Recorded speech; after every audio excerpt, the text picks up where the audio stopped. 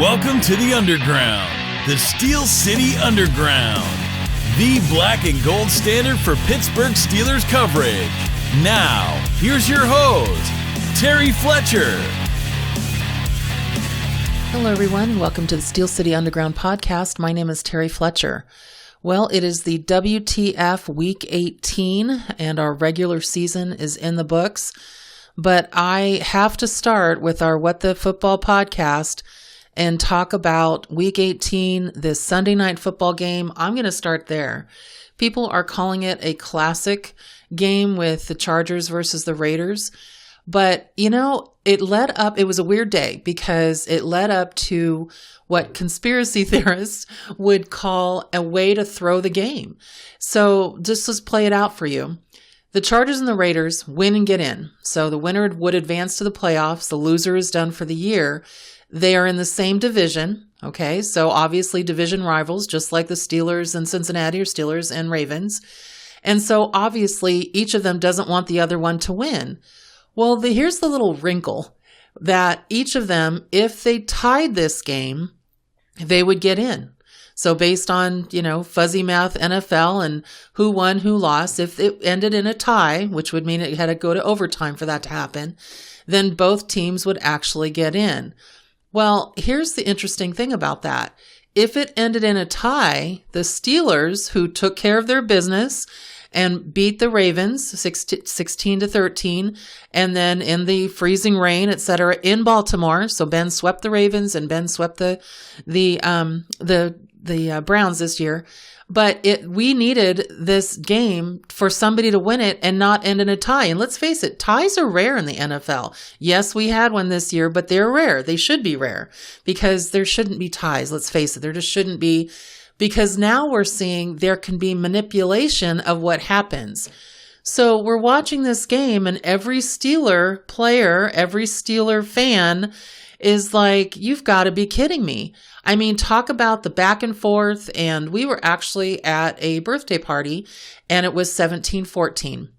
Then we leave that party. We actually went for dinner to a sports bar. And all of a sudden we're watching this on TV, on every single TV where the food is. There was in the middle of the restaurant, there were the Charger fans. It was funny. In the bar were the Raider fans. I mean, I know that seems funny, but to me, it's not ironic. It feels natural for that to happen. You got drunk Raider fans and then you got hungry Charger fans. But what was interesting to me in all this is that it seemed like they were playing for the tie. Well, remember that the NFL had bought into DraftKings, a gambling site. Remember that the Raiders are now in Vegas, so talk about a misnomer there, or just something a little bit ironic or strange, that the gambling city of the country has this possibility of a manipulated game so both teams could get in and shut out the Steelers from getting in. So all day long, all I could think about was a tie. Even my football friends were like, Terry, I don't know. So then my husband and I are driving home. Again, it's amazing how long a football game is. And where we live an hour and away from the venue we were at. And we're listening on the radio and we're just like, on the NFL network, we're just like, you've got to be kidding me. And it comes down, and we're in the third quarter now. And now we are at 29-29, and they have to go into overtime. So they're marching down the field. The Chargers were leading some drives. Then they'd give it right back to the Raiders. They're leaving drives. And then, of course, there is a field goal. And then the Raiders are going down there. And my husband and I are looking at each other in the fourth, or I should say in the last quarter of overtime, and basically in the last few minutes. And we're like, this is going to end in a tie. Then Brandon Staley, who is I'm going to just say it, he is an idiot. He is the worst coach I've ever seen. I don't care what anybody says. This is What the Football podcast, and I can say it. This guy makes the worst decisions of any coach. He's not aggressive. He's stupid. He has made fourth and 15 plays at the wrong time. He's made 4th and 3 plays at the wrong time. He's done things that make no sense. During the game, he did he was on his own 18-yard line, and he goes for it on 4th and 2, I think it was, and they don't get it. And so that puts the Raiders in their own end zone. They're already in field goal position. And you're just like, what are you doing? Well, what he decided to do, and again, it looked like the Raiders were just going to take a knee and it was going to be a tie for both and they're both going to get in. Well, he calls timeout. And I'm like, why did he do that? Because if he calls timeout, this is what his thought process is. That they would be forced to punt because there's time left on the clock because they didn't get a first down. And then he would do what he could to go for the win. So, of course, the Raiders are like, well, shoot, if you're going to do that, then we're going to do that. And so that's exactly what the Raiders did, thank God. And they went down and basically said, you know what? We're going to go and kick it then. If you're going to call that timeout, you're going to let the clock bleed. Daniel Carlson, thank goodness for him, kicked the 47-yard field goal for the win. And guess what? The rest is history. The playoffs are set.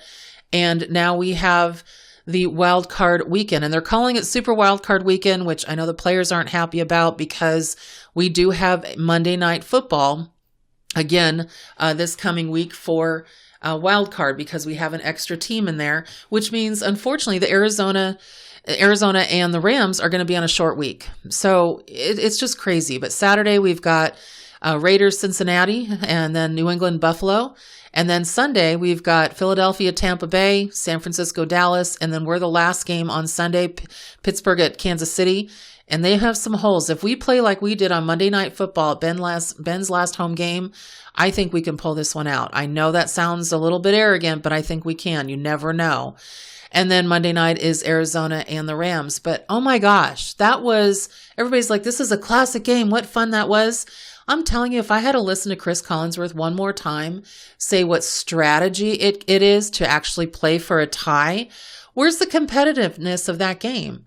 And all I could think of is the lawsuits that would have happened, not only from Vegas and the betting sites, but when you buy into the gambling of NFL as a league, and now you're saying that you can manipulate, or you have two teams that could possibly send each other like a sign. And Chris even said it right on live football that he could like wrap a bow for a tie or something. That's collusion. That's illegal. You can't do that. So that was the weirdest game ever. And right up to the very last 2 seconds, we were praying for a field goal. So was Cam Hayward on Twitter.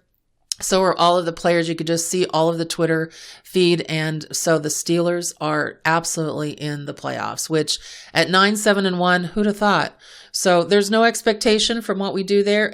I have the feeling that the opening line for Kansas City is going to be like 20, and they're at home. So we'll see how that all plays out. But oh my gosh, what a weekend. So where's the weekend here? Let's talk about the winners and the WTF. So San Francisco 49ers, I mentioned we were at a birthday party. Well, the lady of the hour, she is a 49ers fan. And actually, this is funny. So they had it up on the TV and she was screaming every time they do something great. Well, my husband had it on his phone and we were sitting more in a corner table, social distancing. And he'd know before she is because of the 5-second delay. So it was just really funny that he's like, watch Mona, she's gonna scream. So that was funny for us. So we knew what happened before it did. But when they're playing against the Rams, and again, Matthew Stafford, we absolutely could have bet on the fact that he would throw a last interception that quarter. We even said he's going to throw an interception, just watch. And he's been my fantasy football quarterback on one of my leagues, and it was crazy. So anyway, he did. And then the 49ers win. The Rams still get in because Arizona lost. And so talk about winners. San Francisco 49ers, technically the Rams as well. But also it was a crazy game for them. And getting back to the Pittsburgh Steelers, oh, Ben, you know what? We love you, Ben. You're just amazing. To be able to, and I don't care if Lamar Jackson was playing, I don't care who was playing at quarterback, because Tyler Huntley, he's actually a decent quarterback, and he plays very much like Lamar Jackson with his mobility. But he was very much, okay, if you hear a little bit of noise back here, it's because my husband just decided that since I work remotely 90% of the time, that I need 2 kittens, not just a nice cat that I thought would be fun to have an adult cat we rescue. No, he rescued 2 4-month-old kittens that seemed to want to walk all over my desk and knock things over every minute. So if you hear that, I apologize. But anyway, so back to the game status. But the Jaguars needed to win, and they were, and when I bet on them, they were 14.5 plus. So they needed to win, and the Colts were the ones that were favored by 14 or 15.5 actually, and it went down before then. But people weren't looking at is that the Colts were 0-8 going to Jackson Field, so going to the Jaguars. And so you know what? I didn't really think they were going to win. I really felt that it was going to be Jaguars. So I bet on them, and sure enough, it was Jaguars. I bet on them because the point spread was ridiculous, but it did not surprise me at all that the Jaguars won, which pushed the Colts out of the contention. So they're not playing at all, and they blew it. And that also was what needed to have happen for the Steelers. We had to win our Ravens game. We won. We needed the Colts to lose, which happened, and we needed the Sunday night Raiders game to not end in a tie, which in the last 2 seconds, thank God it didn't. So it was absolutely just crazy. Now, TJ Watt, oh my goodness, congratulations to that boy. He has the sack record. They say it's tied with Michael Strahan's sack record at 22.5, but there was a sack in the game, and I hope the statisticians go back and take a look at this, because he did have a sack against Tyler Huntley. Because it was at the Ravens field, they didn't call it that. They called it TFL. I don't believe that. I actually believe that was a sack. So hopefully they will adjust that, and he will go into the history books as the leader. Now, Tennessee didn't make it easy for themselves, and they escaped Houston with a 28-15 victory. But I really believe that Houston, they kind of battle through it. So Tennessee, to me, has some holes in it. We know because we played them, but it'll be interesting to see what happens with that. And Kansas City Chiefs, they missed a first round bye, even after they defeated the Broncos. But because of the Titans game, they didn't get that. So in the Chiefs, there's some holes in their defense. So I think that this is definitely going to be an interesting AFC lineup when we look at what happens there. Of course, the Patriots, they could have won, but the Bills needed to choke against the Jets, and they didn't. And so even though the Patriots lost 33-24 to Miami Dolphins, which dictated most of the game, the one thing that happened today in Miami, and I don't understand this, their coach was fired, and I don't understand how their coach was fired, because he passed up Herbert for Tua. He has, a solid person there. And so, he drafted Tua again ahead of Herbert, and then traded the Eagles a first round pick to move up 6 spots. And he's fired. I mean, I get the fact that Bears, fired Matt Nagy this morning. They're playing terrible. But I just don't get why Brian Flores was fired. This doesn't make sense at all. I mean, that was the reason that every time you hear about Deshaun Watson, who hasn't been playing, he wanted to be in Florida because, again, of Brian Flores. So maybe we can get him as a defensive coordinator, since they're not going to renew the defensive coordinator job in Pittsburgh, but who knows? But here's just kind of interesting something that I was thinking in the Steelers game as well. I'm always concerned when I see TJ Watt on the side. I think, did something happen? Did he pull that groin again? Actually, his brother's post was really funny after he set the record. He's like, I don't know what to say, just proud. And then the next one, he said, I hope I can say this on a podcast, but he's like, yep, first one you set a record, and the second one you get hit in the nuts. Oh my gosh, we could see it too. He got kicked right in the cup, and you're like, oh, that's gotta hurt. But one thing I noticed when TJ Watt isn't in the game, and it just seems like he isn't in because they're giving him a breather instead of that there's an injury, I don't know. I get very anxious about that. And then you look at the stats, and he only sits about 8 snaps during the game. So I got that from Mark Cobley. But it's just noticeable when he's out. You just don't feel the pressure. And even though Cam Hayward has done a great job when he's out, and I know when he got his 10th sack, you see TJ on the side counting with him, 1, 2, 3, double digits. So that they are very, mindful of their stats and what's going on there. But it was just kind of funny to me just to when you see him there and just what happens. But the other thing that, it's just interesting to me when I look at all of these things, look what happens in the NFL. I keep thinking about the potential of that game last night being, or I should say the Sunday night game, it could have ended in a tie, and just the manipulation of the game. And was it a miracle? Yes, this is a miracle, because if you really want to get in the game, all you had to do was seriously take the tie. But either it's an idiot coach that we, luckily I guess we have that, or it's just maybe God was there on Sunday night. I don't know. But all I can say is that the integrity of the game, the integrity of the league is to play to win. And so if there was a colluded tie, the NFL would really have to crack down on that, because it's one thing when the refs go out there and manipulate what's going on, as they do, because it seems like the highest manipulating referee team always seems to get the playoffs and the Super Bowl. And I read with one of the blue check mark NFL guys, he was saying, what if the coaches vote on the referees instead of the New York, people who vote for them? Maybe there wouldn't be so many flags, because it's just crazy when you see how many flags are thrown and then how many flags aren't thrown. There was 2 face masks last night in the game that was not thrown. And that would have made a huge difference, I would think, for the Raiders. There was a flag thrown in the Steelers game that shouldn't have been thrown. And then there was another one where, again, they missed a face mask completely. And so you have to look at the integrity of the game.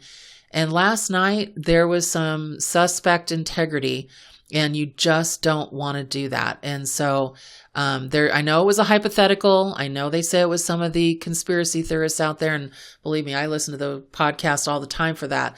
But it just seemed like at the end, these teams were playing for a tie.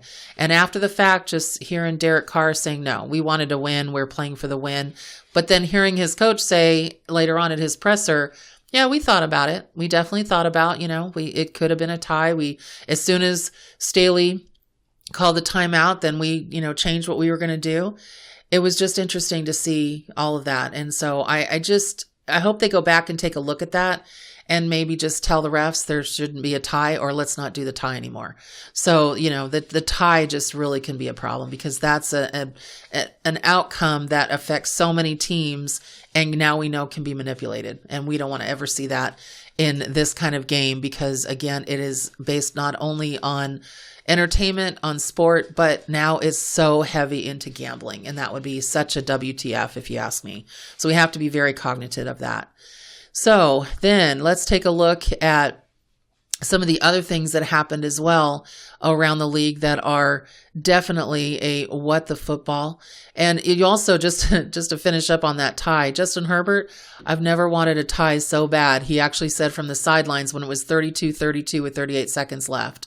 And I'm just like, is that really who you want on your team? I understand what he was saying, but you want somebody who wants a win. You want a win. I mean, look what the Jags did. They pulled out a win and they had nothing to play for at 3-14. So you want to win. And if you don't, then this is the wrong sport for you. And you shouldn't even be in sports at all. And I just want to say, in Chris Boswell, we trust. I mean, this guy just getting us that overtime win, those game-sealing field goals. He is money in the bank. And I know he's had an occasional, missed extra point. He missed, I think, one field goal we tried that was 59, yards away. But other than that, he is money in the bank. And I really I just love that guy. Now you have to look at what is going to happen on who's going to be fired. And I mentioned that the coach is out in Miami. The coach is out in Chicago. Now, should the Joe Judge be out in New York? I think so. I don't think they're doing much at all. I mean, they're 6-10 playoff team, but it's such a disrespect to get Brian Flores out, but then New York gets to keep theirs. I'm not really understand what's going on there. So we're going to hear a lot more about what's happening with different coaches and who's out, who's in. But boy, was it a crazy week 18. What the football week. I mean, just with all the games leading up to the games. And I know we all did a lot of praying to at least get in the playoffs. And again, we don't have anything nobody's expecting us to go and beat the Chiefs. We got killed when they came into Pittsburgh. So now going into their venue, it is going to be basically, I think, a relaxed game. I hope it's not going to be Ben's last game that he's going to lose. Now, of course, his last game will be with a loss unless he wins the Super Bowl. So other than that, we're really hopeful for what's going to happen. It's going to be a good week. Everybody's going to be in a good mood. I know I am.